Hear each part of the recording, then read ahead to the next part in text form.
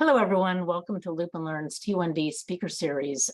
Interesting program today is with Lukas Schuster, who is the developer of Diabetes Cockpit. And it's been out and tested, and it comes back with some very, very interesting and enthusiastic reviews. So this should be a different approach to displaying our data. As we always do, there is our regular disclaimer, which is a Loop app is a do-it-yourself closed-loop algorithm, and this presentation is provided to share tools available to you in the DIY community and assist you in making your own decisions in consultation with your healthcare professionals regarding your own diabetes self-management. You take full responsibility for building and running this system, and you do so at your own risk. So thank you for doing all what you do. We have some upcoming events because this has been this quarter. What we've been doing is looking at some apps that are useful to loopers, and you can discover what works best for you. So next weekend, we look at Happy Bob, which has a very, very different approach done by a T1D, a mom of a T1D son. It's an unusual time. It's 9 a.m. Pacific time, noon Eastern time. And that should be an unusual and fun presentation. And then we'll close out the fall with Adam Brown, who's the author of Bright Spots and Landmines. And this really kind of takes a step back and looks at what we deal with in terms of living with diabetes and how much we have to juggle, and kind of ties in issues of mental health and coping and resilience. So let's talk about our presentation today, which is Diabetes Cockpit by Lukas Schuster. It was developed by Lukas and is a new app that displays relevant metrics with the goal, which is the interesting part, the goal of behavior change instead of simply descriptive statistics. It's being featured next month at DiabetesMine Fall 2022 Innovation Days, which is a showcase of all of the newest DIY technology. And it's considered the latest and greatest of the hashtag We're Not Waiting DIY projects. It outgrew its roots as a pet project and provides holistic and user-centric data analytics, primarily for loopers on iOS. Let's talk about Lukas for a second. His diabetes journey started when he was diagnosed in 2011. While he planned his own startup, he ended up joining the early team of mySugr in 2013. And after moving through many roles within the company and through the acquisition of Roche Diabetes Care, that must have been interesting, he now leads the evidence and data analytics chapter. When he's not working, he spends his time on private pet projects like Diabetes Cockpit or making music. So I'm going to stop share here. I think this should be a very unusual and interesting presentation. And Lukas, thank you so much for joining us. We're really looking forward to it. It's all yours. Thank you so much. This is a very nice introduction. Thank you very, very much. And I'm actually very curious for the next talk as well. I've looked at Happy Bob for a while since I became aware of it. It reminded me in some parts about the early mySugr concepts that I can see, and it's very nice. I like the idea and the uplifting spirit. Okay, so let me share a screen. Do I already? No, there we go. So does that work? Can you see my screen? One thumbs up from someone? Absolutely, it's perfect. Okay, awesome. Yes, so I think I can skip the first slide after this amazing introduction that was already done. So as just was explained, diagnosed around 2011, something like that. I tend to forget the exact date, if I'm very honest. And I would say my main profession, data scientist / mobile engineer, and learned everything about diabetes in the industry when I joined mySugr 2013, a bit after I got my own diagnosis. So this was kind of my response to dealing with my own diagnosis, I think, if you ask me. And so after many years of enroll changes, I'm currently in charge of the medical analytics, meaning all clinical studies of Roche Diabetes Care run through the data team that I observe. So kept it interesting, but during the last year, I think beginning of last year, I got involved, or I started this cockpit project that we're going to talk about today. And I'm very actually happy that it actually somehow took a path that ends here, or at least stops here for a little while. And it would be actually very cool if you have any questions, just raise a hand, or if that's possible, or write in the chat. That would be very lovely. I'm not a big fan of like long frontal talks. And I always enjoy feedback. So this is one of the big axes, how it was created, the whole project. And so why was Cockpit created? Maybe I'll give you like a brief backstory. I'll try to not make it too long, but as you already heard now from me, I've spent basically my whole professional career in diabetes industry. mySugr was my first proper job, I would say. And so I've been working with diabetes and living with it for most part of the day, even during my work hours. And around beginning of the last year, I had a rather annoying low. And that was because it wasn't going as well as it should, my therapy, personally.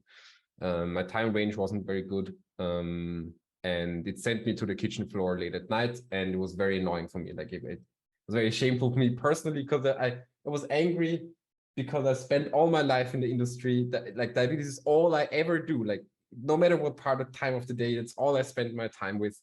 And it still sent me to the floor, which is a testament to diabetes probably, but also to that I still didn't figure out some of the things that I would have liked to already have figured out. Like I've had some time already, and so I got a motivation boost, I would say, and took a deeper look into my data. Being a bit of a data nerd, I did some sort of proactively, just in case I needed, collect all my data that I had at hand for around 2 or 3 years already, since I started looping really.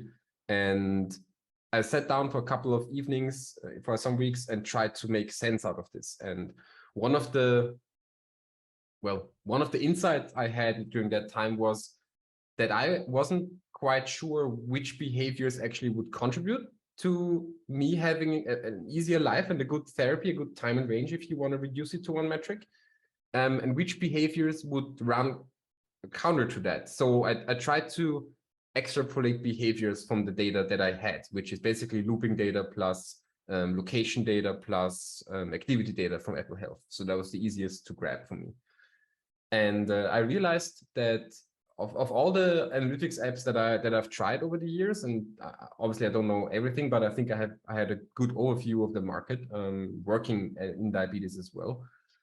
I didn't find an app that really had this perspective, and that was something that I found weird, because if you think about other areas like I don't know, mental health or diet or any other, let's say, lifestyle-y area, for example, they don't do as descriptive statistics as many diabetes apps do. They really focus on behavior. Like if I get on an app and I want to lose weight, the app is not going to tell me that on Monday I weigh too much, or that on Tuesdays I usually am too heavy. It tells me like, maybe you'll try to take a walk after lunch, or like it tries to tackle behavior way more than just repeating facts back to me. Or just noting things down. And there's apps that do noting things down well. I mean, mySugr is a great app for keeping a diary, I think. But there wasn't a lot of options that I could come up with, or that I found, who really focus on this behavioral aspect. And so for me, there was a lack of apps with meaningful analytics, with good user experience, that focus on connecting the dots between different metrics and between behaviors and my activity and time and range. And so I think that was probably the reason why why this project was created. And it was purely for me in the beginning. Like I just wanted to do better. And so I came up with 1 or 2 metrics and behaviors that I wanted to watch more closely for a while. And as I said, I realized there's no app or product that would help me monitor these, because I want to know how I'm doing. Like I only stick to things if I can see the progress. And so I created one. It was very simple, and that didn't look anything like the app does today, but it did the job for a couple of weeks, and my therapy became way better. Like I jumped from like 60%, 65% time in range to consistent 95 plus for those weeks, which was very good for me. And so I had the feeling I was on something. And so the goal was really to create for me then an all-in-one kind of analytics app. And all-in-one, I mean all data in one place for real humans, in a sense of that respond to behavior change, not so much to math.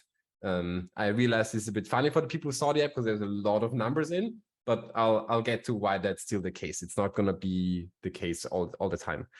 But so the basic premise and the insight was behavior is more important than any statistics. And I wanted to focus on generating understanding about how my decisions would impact my therapy. I read articles, and like I wanna see a chart of how the pizza or a certain restaurant or a certain activity that I don't do really impacts my blood sugar. I didn't want to be like a general, well, eating a lot of Asian food a lot of times during the day is not very good for me. Yes, generally yes, but I would like to see, like I would like to see the decisions that I took having an impact on the bottom line. And that was the core, let's say, differentiator, if you want, maybe. It's not a medical product, by the way, so maybe that should have been a disclaimer in the beginning. So this is not a medical device. Coming from working in a medical device company, I couldn't do that on the side. So medical devices in terms of software that are certified have a very big responsibility and process and checks and studies attached that are not able and not possible to do for us in part-time in the evening. So this is purely educational, is what it is, at least for now. For whom is this? At the moment, we are at the core group, so it's really for loopers. We have some type 1s with CGM in. So CGM really, you gotta have CGM data, otherwise this is a bit boring. You can still download it, but you won't be much fun. And so the plan is starting with loopers because they're the most awesome. I'm a bit biased maybe, but I think that's a good place to start. And then maybe slowly, if we can manage, expand this to type 1 and also do type 2. And then we'll see. If we get to type 2 CGM being covered well, then we'll think about the last bubble. So the only thing that maybe is a bit incorrect or not entirely credit in terms of the introduction is that there's actually not only me working on this. There's a team behind this by now. The timeline is a bit as follows.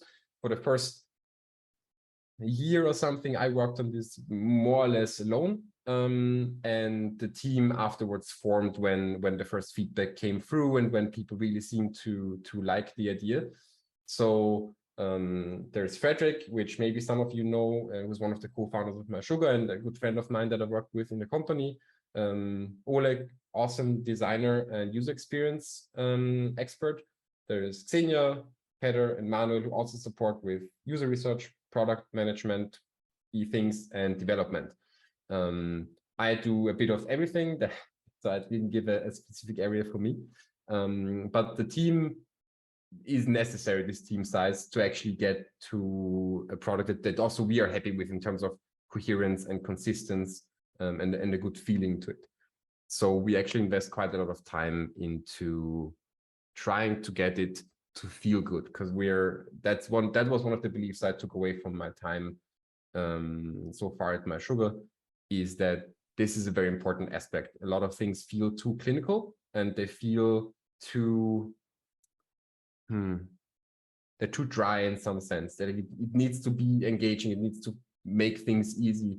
And this is always, it's always easy if you have the patient's perspective in. That's why we talk with so many people. We've had I don't know, many hours, and I think over 800 or 900 comments in total about this project mostly in the looped group. If you look for Cockpit in the search function, you'll find that, where people gave us feedback and we listened. And so that without them, it wouldn't have been possible. In the beginning, when I introduced the project, those were the people who said, well, give it to us. We also want to try. And then they kind of started pulling this app into existence, more or less. Like, it wasn't planned in the beginning to be a public thing like it is now on the App Store. It was just for me, maybe one or two friends. And so quickly, maybe a timeline, and then we're done with the boring general part. Started July 2021, personal project, and made it after some milestones to the App Store in April of this year. So it's not that long ago. After we felt that we had a reasonable feature offering that we would be happy with as a first really public release. But we already had a couple hundred users before we went to the App Store. And so there is still users on the alpha version, which is awesome because that supports us with development greatly. Like, we cannot live without them. But at the moment, we have around 800 users a month, I would say. Depends on how you count. I'm not quite sure yet if a month is a good window to think in terms of users, but that's roughly the number at the moment. And yes, we've extended the feature set mostly by pull from the community. We had people asking for widgets log. We had people asking for trends. We have people asking for better notifications about new things. So that's exactly the timeline that we're gonna have. We are almost ready to launch the background notifications. We've had a bit of a hold up the last couple of weeks, but we're gonna get back to that. And so since we launched, the feedback has been rather good. I'll save you most of the reading. People seem to have liked the app. So we were really overwhelmed with the feedback. The app was always free. It's purely donation based, but you don't gain anything if you donate. So this is really just if you want to buy the team a coffee, we're very happy, and then we'll have it right over there behind that door in the kitchen, and talk about more features. So that's all it is. It's really a pet project in the evening, despite so many people sacrificing their weekends and vacation days as well to keep it alive. So is there any, maybe that's a good point for questions. Is there any questions that we can answer in between before I go to a bit more of the app itself? So there's some slides left about that. I was just curious, when you started to look at the variables or the statistics and trying to figure out what causes all the craziness, it's diabetes, were there one or two significant upfront things that were the heavy loaders that accounted for a lot of the change you made? Yeah, so I'm happy to go into this. The reason why I usually don't start with it is because we've had some people ask, well, what was the change you made exactly to make your things better? And like, it's individual probably.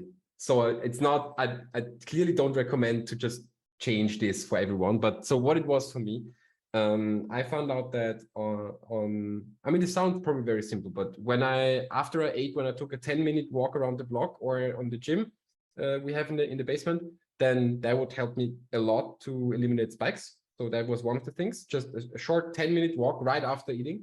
And then the second one was, I realized that, how to say, it's called blood sugar at mealtime in the app. We'll maybe see that in one of the screenshots. So what that metric was, is I tried to bring my discipline in terms of when do I actually start eating into a metric. And so what I came up with back then is, let's take all the blood sugars that I have when I start eating. So do I start eating when I'm above 150 milligrams, for example? So I measure everything milligrams. Sorry for that. I know it's not for everyone, but milligrams is for me. And so if I started 150, I would be regularly in more trouble. And so one of the metrics that I focused on, that I agreed with myself for, I would keep for 2 weeks, is I wouldn't start eating above 120, I think it was. And so I decided to only focus on those two things. So I really wanted to keep it rather simple. I didn't check anything else. I didn't look at my time and range, to be honest, a lot. in that time period, but really just focused on those two things.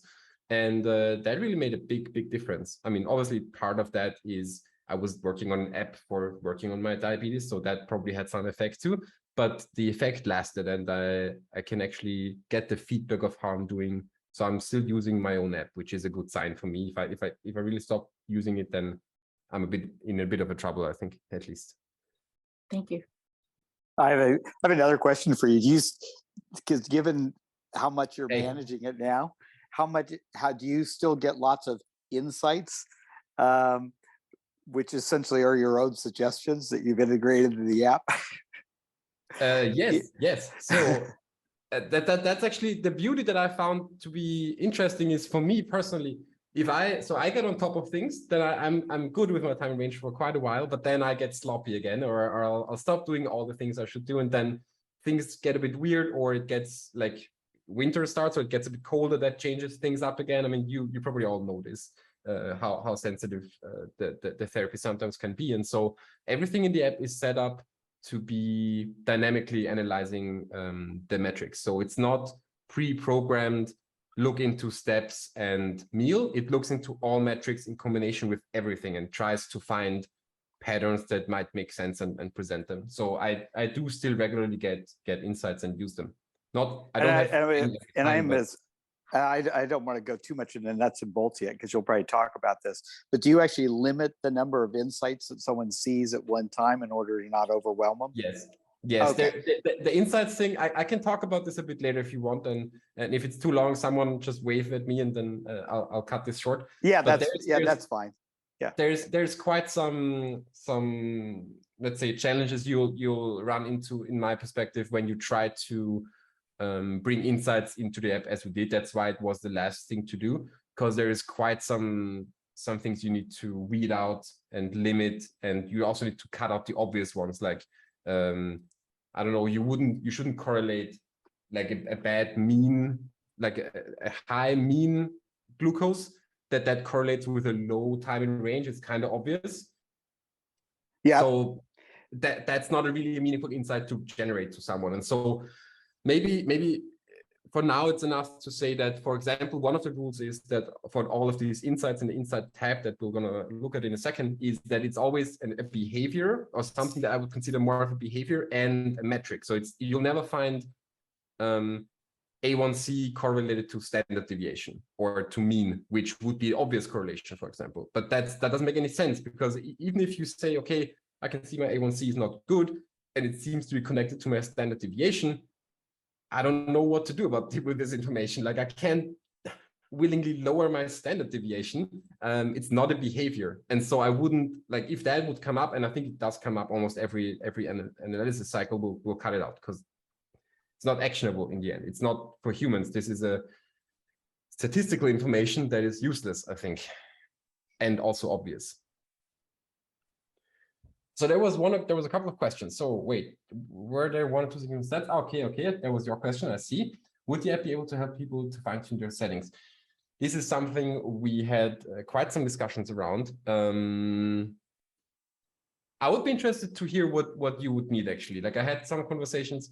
Maybe we'll leave that for the end, and I'm very curious to see what would you be missing for doing it. What the app won't do in the foreseeable future is giving actual medical advice. Like, this is a different ballgame, and we don't want to get into that for multiple reasons. Biggest one is that we're not able to, really, if we want to stay like on a solid legal footing, and we're already approaching some of the gray area that surrounds the border between medical devices and educational features. And there was one, Emmanuel Sanchez, is the issue with Basil from Night Scout? Yes, Night Scout. So maybe if I didn't explain that, the app can draw from two places data. It's either Apple Health or Night Scout. Those two things are the data sources the most in the looping community have. The reason why with Night Scout some of the metrics are not available is twofold. Either they don't exist, like activity in some sorts. Night Scout doesn't store it in an as detailed way as Apple Health does, or not at all. Depends on the solution. And I mean, Night Scout is a bit of a custom thing anyway. So Usually it doesn't. And then the basal topic is something that we had quite some back and forth with. So the reason why it's not in there is that there's too many different Night Scout versions that label the basal insulin information when you ask it programmatically differently. And so I wasn't able to get a clear answer from the developers of Night Scout, how to best, like, what's the safest assumption to make, which is basal and which is actually bolus insulin. And I really didn't want to make assumptions that are maybe wrong. And so I would always err on, I'd rather not display it then. If I'm not sure that this is actual basal insulin and this is actually bolus, if that's not 100% clear, I'm always opting for not having it. Maybe in the future we can have this as an experimental, like, yes, let's try it kind of. But so far we just opted for not having it. I mean, we still need to be very focused with where we put our energy, since this is always in the evenings. But this is the reason. So I would love to have basal in. It's just that Night Scout is so fragmented because it's so custom that the language that it speaks with the app, that every instance speaks, is not exactly the same. And finding a translation that is common to all of them wasn't an easy thing that I managed to do until now. If there's someone listening that says, that's a load of BS, Lukas, it's exactly like this, please tell me, like, fair enough, we'll fix it next week. This is really commented out of the app on purpose. So if you'll find a good solution for this, we're happy to bring it in, really.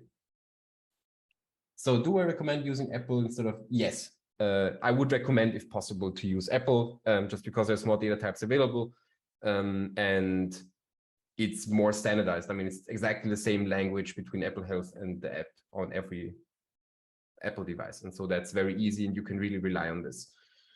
So I would say that's the primary use case. Okay. So if you try, okay, so as last point, I'll see John looking already like, yeah, we can go on. Last point. Because this was a very popular question that we get, why not enable both data sources? Like, why not have Apple Health as well as Night Scout data? So you could have maybe Night Scout for some things and then activity from Apple Health. The reason was mostly UX, if I'm honest. The information could conflict. So you can have different data about blood sugar and insulin in Night Scout and Apple Health. Like, this doesn't have to be synced. So we would need to have some sort of logic to decide if Apple Health says you ate 50 grams of carbs and Night Scout says it was 60, like, which do we display, or do we add them up? How do we make sure we merge the right, like, is that the same meal than this one? So there's a lot of small decisions that would go into this that I'm not sure we can take confidently, because it's not a one-to-one copy. And the second part is, it would allow theoretically for having data of two people in one account or in one app. Then suddenly, like, if you have your own step data, but you have the Night Scout of your loved one, for example, and that would create a weird situation where you would get insights that are like a mesh of two people. That would be like, we want to avoid inconsistencies as much as possible. And since the use case of having both wasn't quite, it is a very obvious thing to want. I'm not sure how many people are really affected by that. This is not possible at the moment. Okay, next question I'll go to at the end. Let's see that we get the rest of the slides, and then Joanna can cut this off whenever we run out of time. So this is just a quick walk through the app. Judging from your questions, most of you already know this, but maybe just then for the recording and for maybe some people who don't. The app basically splits into 4 parts. Left to right, we get more, I would say, more in-depth and more complex. That's the idea, how we thought about it. And therefore there are different use cases. So there's the today. Are we seeing slides? Yes. Are you not seeing slides, Barbara? I think the rest is, no? Yeah, We are not seeing slides. I am seeing slides. Absolutely. I'm seeing slides. Yes. I see slides too. Interesting. I'm very sorry that some people don't.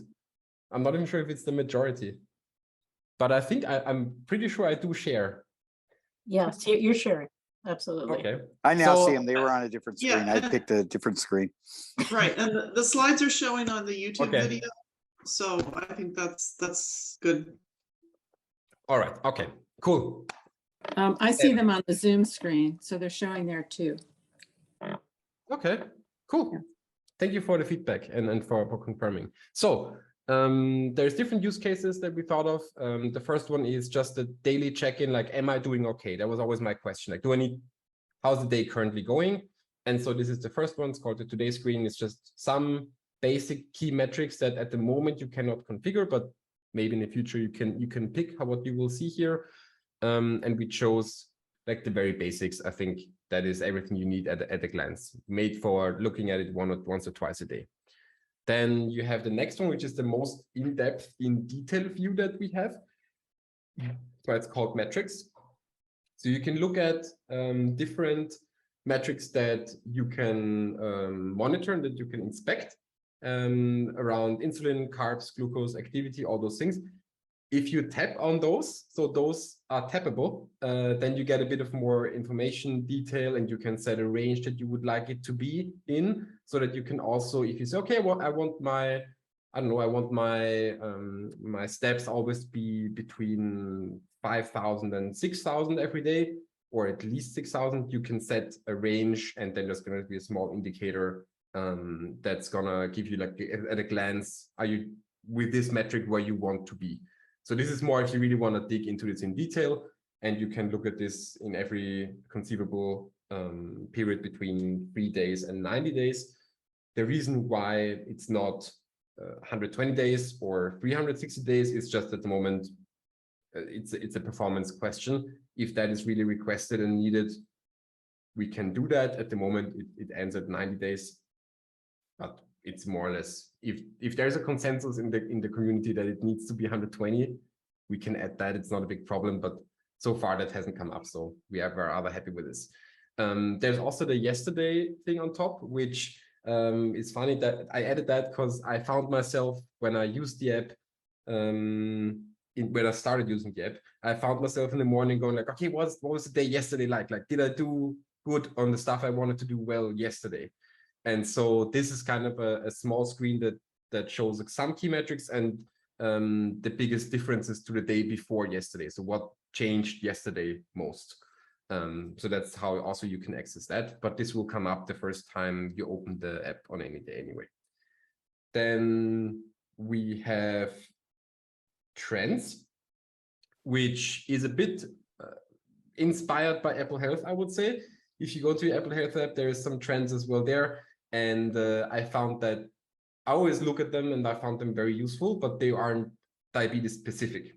And so I wanted them to be specific for my behaviors as well, or for other things that I would need to track or I would want to track. And so we looked at this, and Oleg did a wonderful revamping of my definitely less nice design that I had for this. And so we brought those in, and these will be generated and analyzed for only displaying the ones that actually have any kind of significant difference that is relevant to explore. So the number of items you'll find there is going to vary. And there's two types. It's just generally, like, if in the last 4 days your average glucose was higher than in the previous 9 days, for example, it will show up. But it will also show up as an hourly one, which is, I think, the most bottom one that you can see on the slide, where basically if only between 1 and 3 in the afternoon you are having a higher standard deviation than usual, it will also show up. So that was the two lenses that I was very interested in. It's like, is anything changing in general, and is anything changing in a particular time of day? For example, I adjusted my basal rates, which you should only do, not purely because it says it in the app that there is something off, but it inspired me to look at my basal rate because it showed me that a bit after 2 in the afternoon to evening, I was always a bit higher. And so turns out that my basal needed to be updated at that moment. So that was why I kept that in as well as a trend. And then the latest, greatest and newest section that I'm currently most excited about, but it's also the most difficult to explain, is I tried to bring in something that I did in the very beginning when I looked at my data over the many evenings that I mentioned in the beginning, is I tried to find out for me which behaviors could be connected to a good or not good time in range, for example. And so that was what I tried to replicate. And so what you can see when you look at your data in a big Excel spreadsheet, if you want to do that, for example, is you could maybe see that in case of what you see on the screen, that a higher average glucose at mealtime, so when I start in average to eat at a higher glucose level, then that seems to be connected to a higher standard deviation. And so what that means is, if you look at the data on days where in average I ate on a higher blood sugar level, I started eating at a higher blood sugar level, the standard deviation would be higher. And so it doesn't say, that's a very important distinction. It's not insisting on causality. So it's not saying that this happens because of that. All it says is basically, hey, Lucas, if you do this, the other thing also happens. I don't know why. And it's for you to investigate. This is the maximum extent that we can go to without being a medical device, I would say. So this is meant to give you clues and to dynamically cycle through all metrics that exist and see if there's any weird correlations that are going on, like things that could be interesting for you to take a note of and look into. Maybe it's nothing, maybe it's worth your attention. That's the idea. And so we're trying to communicate this. There's also a detail page. If you click on those tiles that you'll get some more information about this. But we're still working on improving the explanations and also the whole algorithms behind this. Yes, and so I see there's more questions, last 2 slides. So what's up next? I thought I can give you a bit of a sneak peek what's on the horizon for the Cockpit app. So at the moment, at least, we have background analytics. So we're trying, so please don't take this as a promise and as a nailed timeline. We're doing our best, but sometimes life and COVID comes in between things. But topics that we have in our heads that we want to include, I would call it then, is background analytics, meaning at the moment, you only get these trends and insights when you open the app, but we found a way how to also generate them when you don't open the app in the background and just notify you if there's a new one. So the idea would be, my hope would be that we'll manage to get it to a point where you proactively get a notification like, hey, like in the last 3 days, your time and range was way higher than it was before. Good job. Or way lower, and you need to pay attention to this maybe. But doing that in the background, so taking off the load cognitively of thinking about your therapy, observing a change, and then also noticing it and looking into it. So we wanted to take those steps away.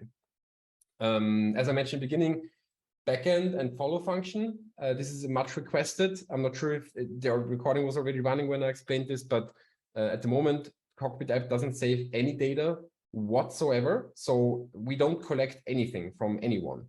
In terms of medical data, we do basic tracking of how the app is used so that we can optimize it, but we don't track any of the medical data. And so the follow function would make that a requirement, like to enable you guys to follow the data of a loved one. We'll need to have the data in some form. And we're very conscious of that, of privacy and security of your data. Like data is a very important thing to us, obviously. And so we're still looking into how to make that work best. We have a couple of ideas, but this is a bigger step for us because it also changes us from having no backend, no hands-on any data of your personal stuff to we do have it in some form. And so that probably it's fine with most of you, but for us it's a big step and we want to be considerate and be responsible with it. Adding more metrics, we're looking into sleep, we're looking into menstruation, we're looking into other things to try to bring them in meaningfully. That's stuff that was requested frequently. Improving insights, yes, on sleep data, exactly. I would love it. We're looking into it. And then also Android, like Android is missing. Peter is on it. We already started. I promised already a bunch of people that as soon as there is something actionable that you can test, you'll hear from us. I think that's probably the most interesting things on the horizon. So yes, let's get in touch. Let's talk. So let's look at some of the questions that came in. Yeah, also calm periods. Or let's start from the top. Let's not skip anything. So I have a question, because this to me is like the question is, I want my teenage daughter to use this, which I love. And so what does she need to do to set it up? Just download from the App Store and press a button to connect to app data? Yes, exactly. So if you start the app for the first time after you download for the App Store, it's completely free, 100%. There's no ads or something. And you'll get through an onboarding where you need to set up, or where you will help setting up your ranges and which units you have and these kind of things. And then you'll be asked to either link Apple Health or Night Scout. And then the setup is complete basically when you enter the app the first time, apart from, I think, profile picture if you want, which I always like because it makes me feel more like home. But there's an onboarding in the app that seems to work quite well. So we haven't gotten many feedback about the onboarding not working well. I think that should do. And if there's any questions, just reach out to me personally. Like, please, no worries. I'd like to understand the calm periods. Yes, that is. I'm not sure if this is probably one of the most asked questions and the biggest mistake we named in naming things. So I'm sorry for that. What it should mean, and maybe we can come up with a better name right now. When I looked into behaviors, I noticed that taking pauses between eating and insulin for longer would be better for me. Like if I constantly snack every 1.5 hours, my blood sugar would never have any like reasonable calming down periods, like where loop can handle smaller things and you'll get to like a calm state. And so what this tries to do is it measures how long is the average time period during a day where there was no significant event like insulin or carbs. So that's what the calm periods are. But we've heard all interpretations of this, starting from meditation to naps, or a lot of other things that people thought that would be. There is a description, but I came to painfully realize nobody reads any descriptions. So no, I mean, what? There's a description somewhere. There is for everything, but it's not a blame. No worries. I'm the worst as well. So we need to find a way how to name this without needing a description anywhere. But yes, technically, what it would mean is how many hours in an average do you have where there's nothing happening, which gives your blood sugar time to rest and have like a calm period. If you have a better name. But doesn't it also, if I look at food, I look at insulin, and I look at stress. If Yes. you're in a meeting with your boss and he's yelling at you, that's an override. That's stress. So I don't. I wouldn't. I see someone said, without food, without insulin. But does that also take into account that third whatever factor effect? It's harder to nail down as a data point. So it's only food and insulin. Yeah. If we talk about heart rate and stuff like that, to bring that in, which has a very different resolution than the other stuff, so it's a really different type of data in some sense. We can look into linking it, but that hasn't happened yet. So it's food and insulin. So it's the average duration of absence of food and insulin, I would say, where your blood sugar has time to relax. It's a bit like the fasting period, or the fasting time, which is generally the longest time you go without food or insulin significantly, just during the day, basically. While fasting always crosses one day, actually, because usually it's overnight, and so you need to calculate that one day to the next one, typically. Interesting question, Glenn. Have you thought about using a CV percentage versus standard deviation? Yes, I think we have both at the moment in, right? Yeah, they're both in there. And yeah, so and if you tap on any one of these, it tells you the definition. So Glenn, if you tap on calm and fasting, you will be given a definition. I just tried that. Yes. And what's funny is I'm getting recommendations right now for higher standard deviation, but my CV is fine, so I'm not getting recommendations related to that. And that's because I'm in a tuning time period right now, so I'm actually running higher targets. So I'm getting higher standard deviations because of doing tuning. So it's kind of funny, but my CV is still pretty flat. Yeah, we're not quite sure yet how to. So it's a lot of stuff in this metric screen. I admit that, and so we're gonna look into later being able to like kick some of the things out that you're really not interested in. We think it's important that it stays fixed so that you have a good feeling like, okay, that metric is at the bottom for me and that's always at the top, so you'll find them easily. So we wouldn't make them change places, but I think not everything is relevant for everyone. So this is really more of a, when you want to sit down and really look into stuff, I think that's the right screen for it. There was a point from Glenn again, where in terms of data amount with Apple Health, for me, it was fine. That's one of the things why 90 days are fine. I think we get rid of the stuff that is beyond 90 days. And 90 days processing is fine. We always need to make sure that we cater to the weakest link in the chain, which is in this case, the oldest iPhones we support. So we want to make sure that all the analytics, which are quite computation intensive on some parts, because we combine and we check for every metric, every time frame, and we check all combinations of metrics to get those insights on the last tab.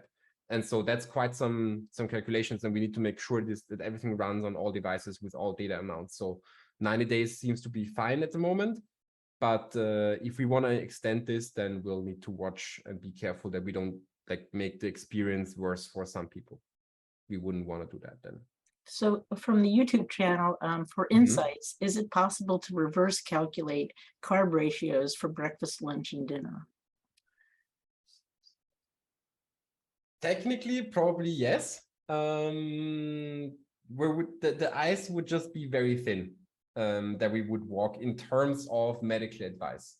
So the balance we also have to strike is we want to be as useful as possible, and obviously we are aware that people will use the information and probably take therapy decisions based on it, or like use it to take it with, maybe not based purely on this.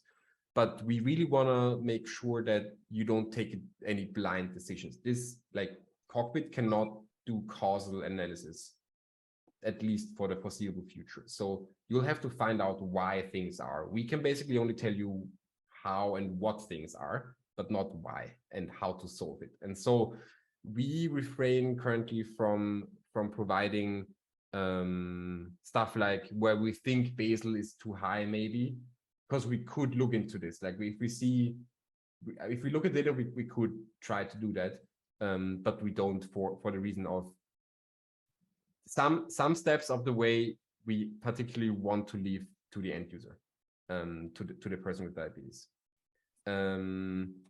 But you can, so there's as a sneak peek for everyone in the call, there is a trick how you can export all of your data from the app if you want. If you want to do some of the calculations or get this in an Excel spreadsheet, as I have I've seen many sheets from people that use the app as well. So if you, let me see if that still works. If you go to the today's screen, so to this one on your app, and that works on Alpha as well as the store version, and you put your finger on the today text long and don't move it, and after around 5-6 seconds, you'll get a small pop-up where you can export all your data, and you see exactly what we have stored. You also see the logs of the app internal log notifications, like what the app did, which is not so important probably for you. But if you want to get your data exported, everything that logbook that Cockpit has, if you press long enough on it, you'll get a CSV file with all your data. And if you want to do some more calculations and use it for something else, like obviously I support you doing that, not us doing it. Okay, so the follow-on to that question was, he added more information. Total carbs consumed between 7 a.m. and 11 a.m. divided by insulin used over the past 3 days. Right now, every time carb ratios change, I have to calculate manually. But if he had that in an Excel spreadsheet, he could develop a little macro that. Yes, exactly. So it's always, so one thing that has been proven tricky is we get a lot of messages and suggestions from people that are great and that are really needed for them, but our job is always to find the most common denominator for all the people using the app, since at the moment it's not very customizable in a sense of which stuff is to be displayed. And so we already have like 20 or 25 metrics in there. If we start adding too many, we'll become more overloaded. And so we'll need to find a bit of better organizing concept if we want to add way more things. And then that also opens up more possibility for, let's say, a bit more custom things that maybe not everyone needs, but would help some people a lot. That would be easier to add if we have a bit better space management in the app already. Like at the moment, this is not done as well as we could. And so, yes, probably we'll always be mindful of not promoting medical decisions and only give information. Very important. But as long as we keep this boundary, and this is always a gray area of some sorts, like where exactly starts what. So we'll have a case-by-case decision in the end. But yes, so if that comes up, and just please write that in. So if someone has a point that I missed today, there's a feedback sharing function there. If you go to the settings, so if you click on your profile there, we'll get to like a small settings page, and there is somewhere a button of share feedback, and there's a survey where you can type in anything. And so if you have questions or something's missing, every one of the team reads every answer, I promise. And so we might not act on it right away, but we have read everything that's in there multiple times. And so happy to get your feedback also via that channel if you don't make it today. Okay, there's a question here.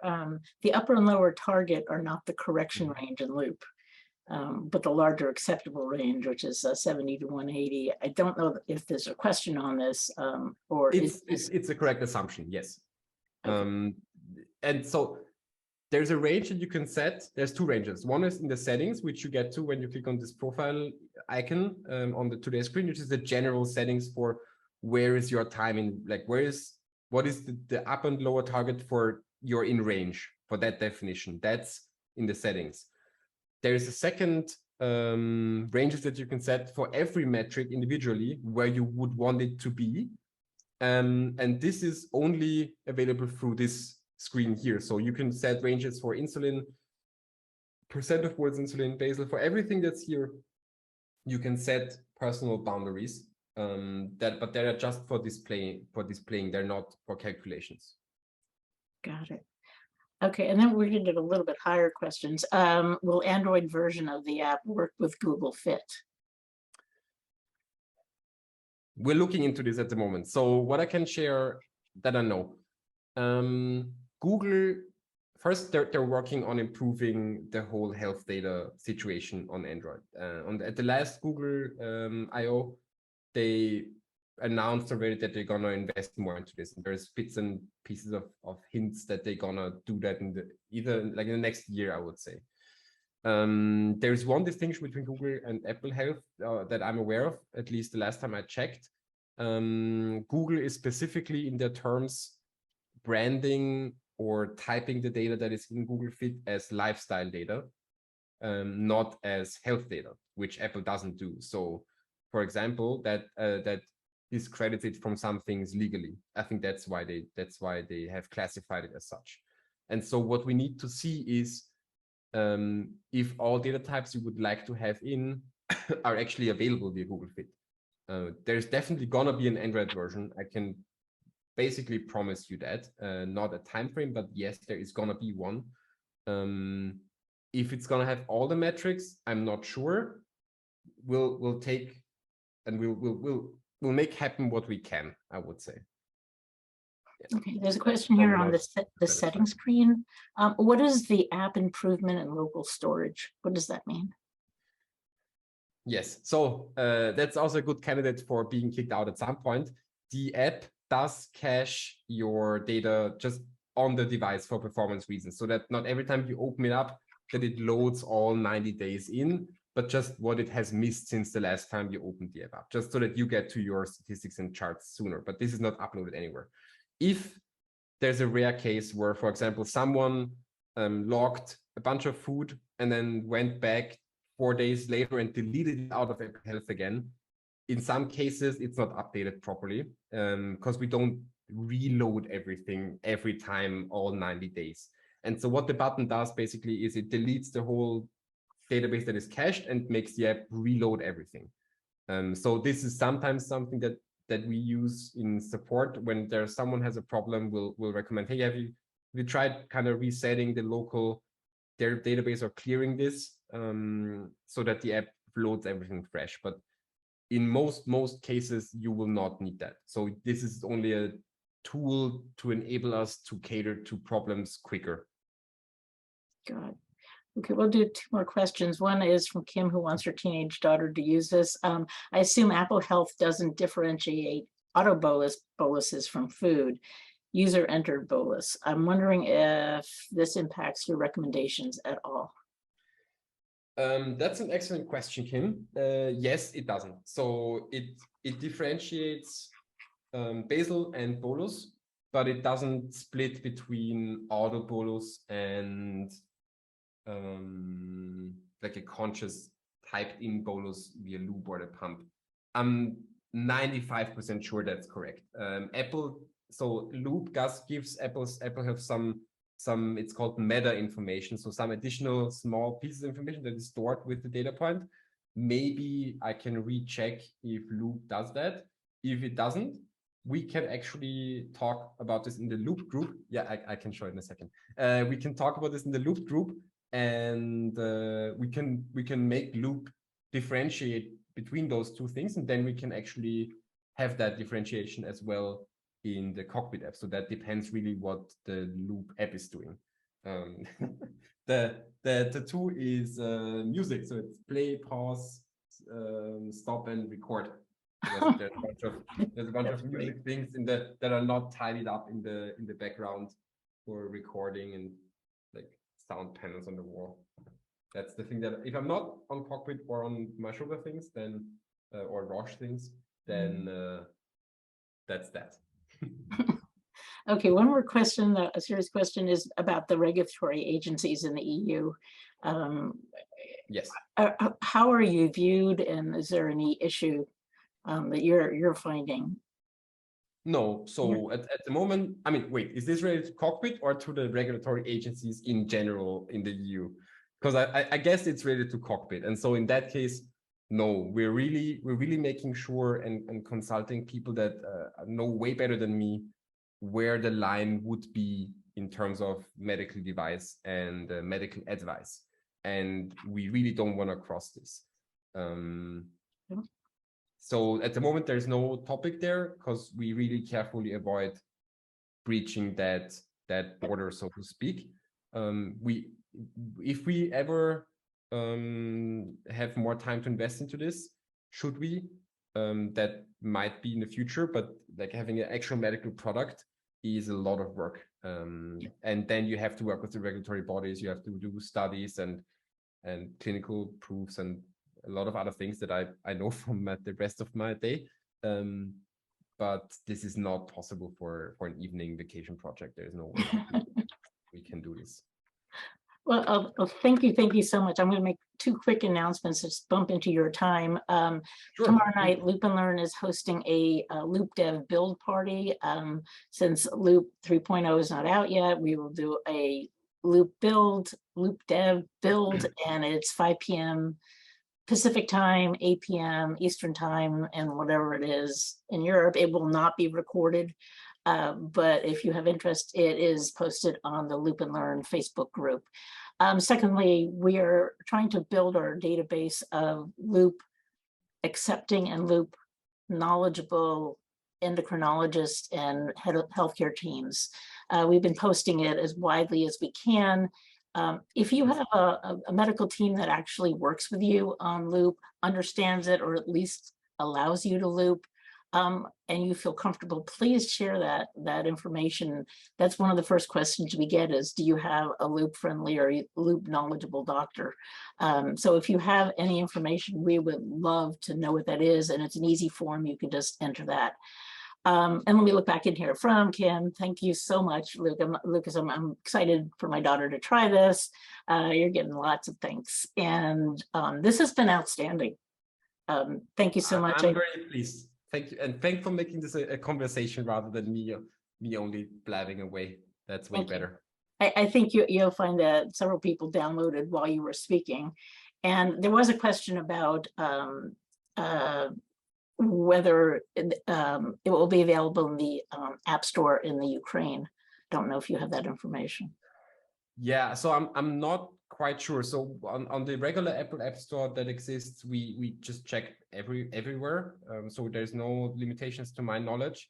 I'm not super aware how exactly that works in Ukraine. So if whoever asked, let's maybe catch up quickly. Maybe if we can, we're happy to make it available. Like, this is a lifestyle app, it's not a medical product, so there shouldn't be any problems from a legal perspective whatsoever. So just PM me a Facebook or write in one of the feedback forums or write an email directly, and we'll get in touch. Let's talk.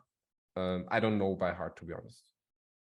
I know we don't restrict it, but maybe we can do more. Absolutely amazing, Lucas. Thank you. I'm so glad we connected on this. We'll be posting this video on our YouTube channel. I'll send you the link and the chat so that you have what we were all saying and people's names. And it's been wonderful. Thank you for staying up late for us. And sure. We'll be getting Best this. reason to stay up late. And if anyone has further questions, just message me somewhere. We'll find each other. And very, very happy for feedback. This is what drove the whole project. I'm really happy that it was received so well, and it's based on your feedback. So that's the main input we have. So keep it coming, good and bad. Like, very happy if you don't like it, maybe even especially interested if you don't like it. So please also then get in touch. All right. Well, thank you. I'm just answering a quick question. Thank you so much. Have a great evening. It's almost over. But thank you. You did a great job for us, and people will be talking about you. Thank you. Have a wonderful week. Thank you very, very much. And have a good evening, day, morning, wherever you are. Have a good day. Thank you. Bye-bye. Cool. Bye-bye.